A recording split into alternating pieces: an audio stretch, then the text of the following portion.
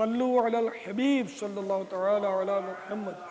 حضور، نمازی کے آگے سے دو آدمیوں کے گزرنے کا طریقہ آپ نے ارشاد فرمایا، برائے مہربانی اس کا عملی طریقہ بھی بتا دیجیے۔ اس کا عملی طریقہ جو ابھی مدنی پھول بیان ہوا دو شخصوں کے گزرنے کا، اس کا عملی طریقہ آپ کو بتانے کی کوشش کرتا ہوں۔ یہ نماز پڑھ رہے ہیں، گویا یہ نماز پڑھ رہے ہیں اور ہم دونوں نکلنا چاہتے ہیں۔ اب دو ہو یا سو ہو، وہ میں ایک طریقہ بتاؤں گا کہ اس سے جتنے چاہیں سائیں بھائی نکل سکتے ہیں۔ تو ہم دونوں گویا نکلنا چاہتے ہیں یہاں سے، تو ایک عیسائی بھائی ان کی طرف پیٹ کر کے کھڑا ہو جائے،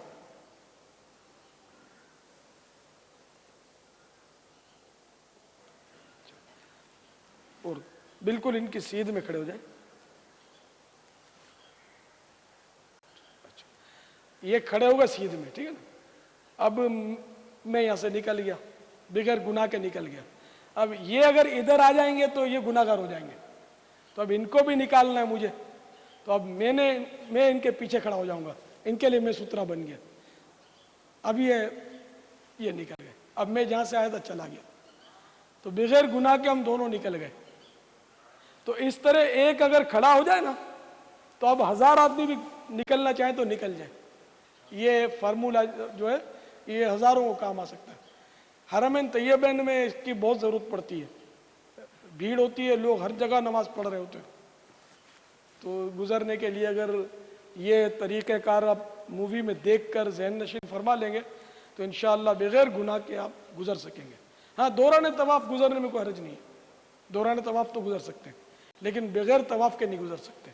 اور وہاں بے تکلف لوگ گزرتے ہیں نمازیوں کے آگے سے، اور یہ شاید سمجھتے ہیں کہ یہاں معاف ہے، ایسا نہیں ہے۔ براہ کرم نمازی کے آگے سے گزرنے والے کو سترا بنا کر گزرنے کا طریقہ بھی ارشاد فرما دیجیے۔ لبیک۔ آئیے کہ جیسے کوئی نماز پڑھ رہا ہے اور دوسرے لوگ وہاں سے گزر رہے ہیں، تو اگر اس گزرنے والے کو آڑ بنا کر گزر گیا تو گزرنے والا گناہ گار ہے جو نمازی کے آگے سے گزرا، اور جس نے آڑ بنائی اس کو وہ گناہ سے بچ گیا، گزرنے کے گناہ سے بچ گیا۔ یہ جیسے ایک گزر گئے، میں ان کی آڑ میں گزر گیا، تو اب اگر یہ نمازی ہیں جیسے نمازی کے آگے سے گزرے تو یہ گناہ گار ہوں گے، اور میں چونکہ ان کو سترا بنا کر گزرا تو میں گناہ گار نہیں ہوں گا۔